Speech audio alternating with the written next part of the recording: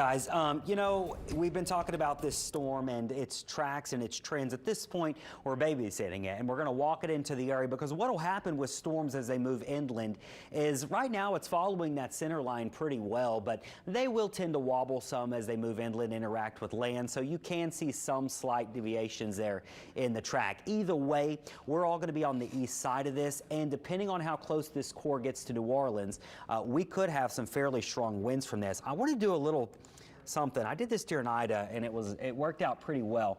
So let's see, the eye itself is roughly the center of the storm to where we see the outer eye wall is about 45 miles.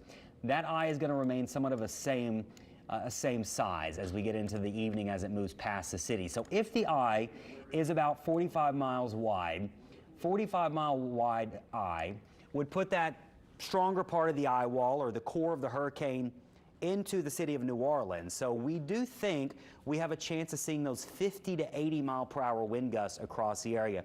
Now the good news is this is not a powerful hurricane that's coming in and it's, you know, a Cat 3 or Cat 4 and it's got to wind down. I mean, it's coming in as a Category 1. So hopefully it weakens fairly quickly, but it does have a decent speed to it, 13 miles an hour.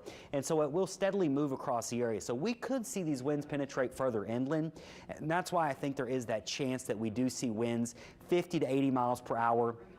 Baton Rouge and New Orleans with the heart of it going through the river parishes. So even on the west side of this one, you're going to have strong winds. I know we've got viewers in Morgan City. You're going to see strong winds from this. We've got viewers probably past Morgan City, but even in Lafayette, you are getting some of those outer bands and some gusty winds. But Baton Rouge, New Orleans, Houma, Morgan City, Tangipahoa Parish, it's tracking like that's where the core of this thing is going to go, and that's where those winds would be highest late through the afternoon and especially into tonight. So the winds will be strongest on the coast around landfall, which will be anywhere from around 4 to 8 o'clock is the worst of the winds. In the city of New Orleans, the worst of the winds are going to be right near sunset and into tonight. So anywhere from like 7 to 11 o'clock, I think we're going to be rocking and rolling in the city.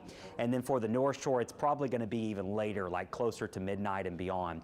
So this is going to be a night storm for many people. But yeah, that's what I'm noticing here.